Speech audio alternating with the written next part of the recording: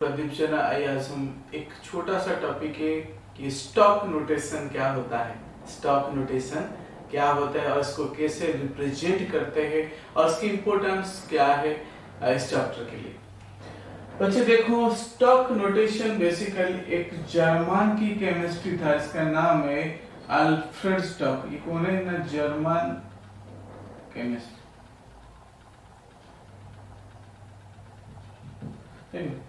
German chemistry, इसका नाम है अल्फ्रेड स्टॉक है। और उसने क्या कहा कि स्टॉक एक उसके नाम के हिसाब से, देखो उसकी नाम है स्टॉक है कि नहीं, उसके नाम में क्या है, स्टॉक वर्ड है। तो अकॉर्डिंग टू हिज नेम इसको हम कहते हैं स्टॉक नोटेशन। उसके नाम के हिसाब से हम इसको स्टॉक नोटेशन करके कहते हैं। और बेसिकली इसने क्या कहा कि जो मेटल्स है, देखो ध्यान से देखो, जो मेटल्स है और शो वेरिएबल ऑक्सीडेशन स्टेट, वो क्या करता है, जो वेरिएबल ऑक्सीडेशन स्टेट दिखाता है, वह वेरिएबल वैलेंसी दिखाते हैं। जैसे आयरन है, ठीक है, तो आयरन क्या करता है ना, +2 भी दिखाता है, +3 फेरस फेरिक है, स्टार्नस है Sn+2 है, Sn+4। इस टाइप की एलिमेंट्स को डिस्टिंग्विश करने के लिए, उसको सेग्रीगेट या सेपरेट करने के लिए उसने एक तरीका बताया, जिसको हम कहते हैं स्टॉक नोटेशन। उसने क्या कहा कि जैसे SnCl2 है, उसने कहा जो मेटल है basically applicable for the metal, तो मेटल के लिए सिर्फ लागू होता है। जो मेटल का जो नेम है, ठीक है, उसने क्या किया, इसमें ऑक्सीडेशन स्टेट कितनी होगी ना, तो क्लोरीन का -1 है, टोटल हो गया -2 है, और Sn का हो जाएगा +2 है। इसने कहा कि जो मेटल एटम के बाद जो ऑक्सीडेशन नंबर को रोमन न्यूमरल में और पैरेंथेसिस में लिख दो। समझ पाए? जो ऑक्सीडेशन जो स्टेट है उसको हम किस में लिखेंगे ना, Roman number I2 I3 I4 में लिखेंगे। कैसे लिखेंगे, आफ्टर द मेटल की नेम, मेटल नेम के बाद में लिखेंगे, ठीक है, और उसके बाद जो है दूसरे एलिमेंट है उसको लिख देंगे।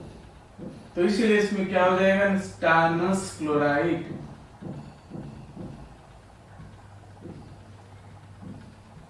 सिमिलरली अगर मैं SnCl4 का लिखूंगा तो यहाँ एक नहीं, प्लस Sn का हो जाएगा +4।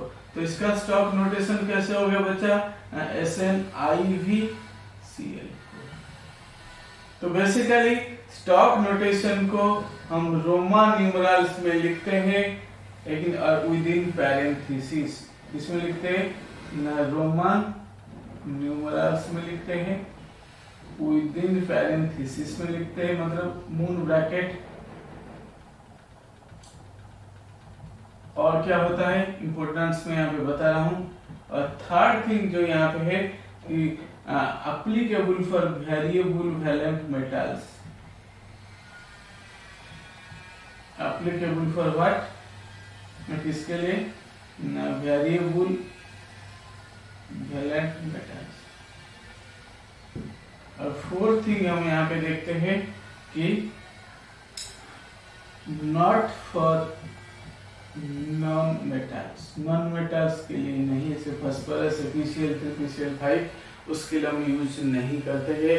It is only for what, metals, not for